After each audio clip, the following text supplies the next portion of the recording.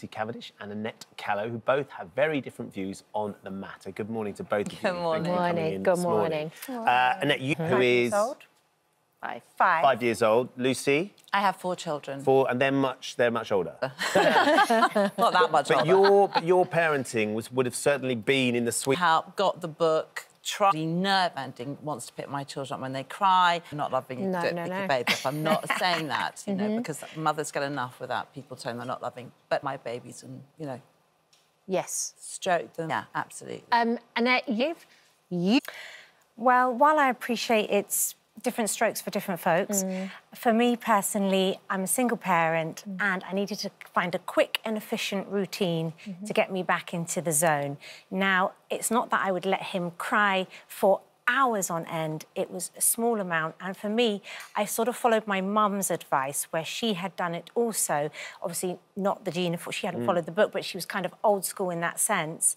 And she said, you know, a little bit of crying doesn't hurt. And for me, it did work. Within 2 weeks, he was in a routine. And dare I say it, I was selfish and had my life back. I think babies were happy and slept early on, which meant I got the rest I needed. Thank you, Gina Ford. But then Genevieve says, Gina's book was dreadful. I wish I'd never read it as a young, vulnerable me. Yes, OK. Yeah, lots of different risks for.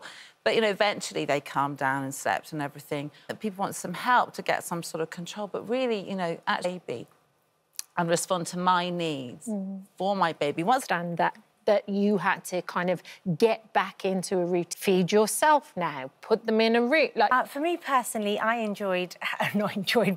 didn't mind how strict it was in the sense that I wasn't completely like, I have to follow this. If I don't follow this, my goodness. I mean, one of the things I used to do, for example, the 7 p.m. thing, I'd put my son down, but then I'd be like, oh, I had a little pub on the corner.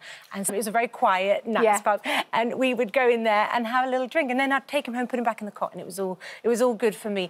But I do appreciate that for some people, they may have the time as well to be able to do the sleeping. And I also feel that a lot of mums now are going back to work quite early on. And I do know somebody who didn't do any sleep training and she went back to work quite early and she actually fell asleep on the motorway. Got a sleep consultant, and these sleep consultants and sleep trainers do often take elements of the Gina Ford to get it into a routine. It just depends on your lifestyle. Some people have the time and the resources and other people don't. Is there That's the big damage question. that's done in this way?